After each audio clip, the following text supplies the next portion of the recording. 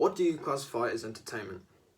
I classify it as relaxing, resting, even a method of escapism. For many of you, I'm sure the same is true, but did you know that some people are earning ridiculous amounts of money for doing minimal things, like filming themselves just going about their day? There are some live streamers that literally film themselves playing games, eating food, and reacting to viral videos, getting frequent donations from people that genuinely enjoy this content.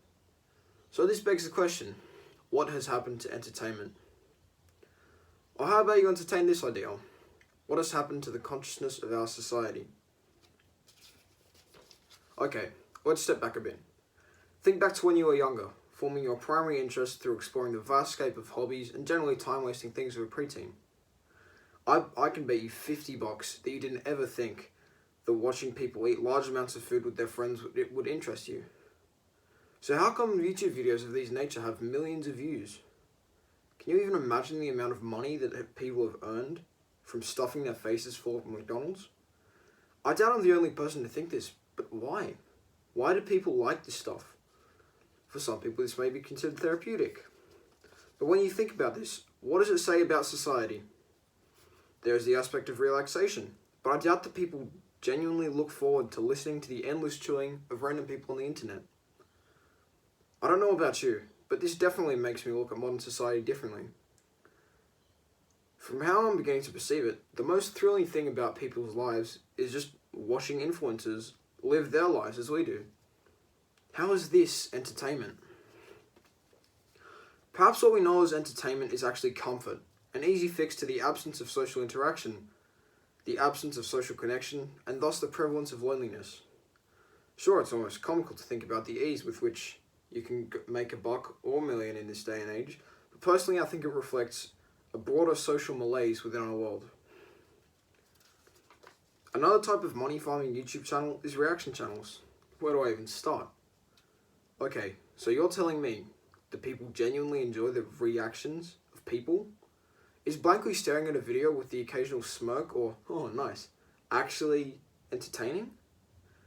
When you boil it down and take a realistic view of this content, it's basically just reposting a video, but rebranding it as a reaction. Don't get me wrong, there are some channels that add topical commentary that relates to the video, but the ones that were mentioned earlier are different entirely. You must be thinking, there's a reason that people consume this borderline plagiarism, right? Is it just that the viewer can't be bothered to find the original video and the reaction showed up in their recommended feed? Or maybe they don't want to be confronted by the conflicting opinions that commentary channels may have, so they stick with what they know best. Makes sense in a world where entertainment has become increasingly scrutinized. If someone didn't have a criticism for entertainment being substanceless, then someone is surely criticizing entertainment for being offensive in some way. I remember a time when you could do what you wanted on the internet and have no backlash at all. But that time seems so distant nowadays, in the age of mass censorship. Everyone's so offended by everything. So much so, that somewhere on this earth, someone will be fuming at this speech. And I think that says something. Maybe that's why we have resorted to watching mind-numbing videos of someone across the world in Korea binge eating 20 bowls of ramen. It's seemingly safe. So many channels that have carried me through my youth have completely changed. So many of them have lost the personality that made them so special to me. It truly saddens me to see the brand-friendly versions of my favourite, inspiring people that made me who I am today. To see them become something different entirely. This might be the reason that reaction channels profit so greatly, because with no opinions to share, they're free of any real confrontation. They have no conflict with anyone, which leads them to thrive. Entertain this as an idea. You're a successful content creator with a comfortable, stable life. You wake up one morning and check your phone, as is routine. But something's different today. An abnormal amount of notifications flood your screen. Twitter just dug up an edgy joke that you said 10 years ago, and now a hate mob of angry bandwagoners has pounced on you, flooding you with hate comments of every caliber. You think to yourself, but I said that 10 years ago. You'll evaluate the situation and realize there is nothing you can do but apologize. So many content creators have been victims of cancel culture. It's shocking how easily someone could get bullied off of their own platform for something they did in a time before everything offended everyone.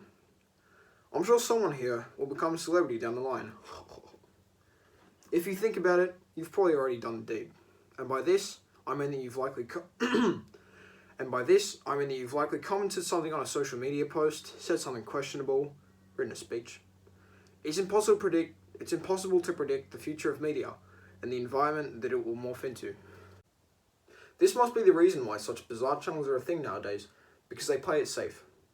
Is there apparent carelessness and laziness, actually hidden genius, shrouded in the veil of stupidity that surrounds the basis of their monetary gain?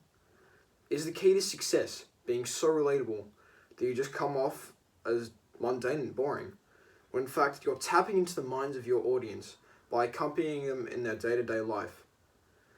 Is this truly what our society has become? So this begs the big final question. What has happened to entertainment? Censorship and stuff, I guess. It's just been flipped on its head.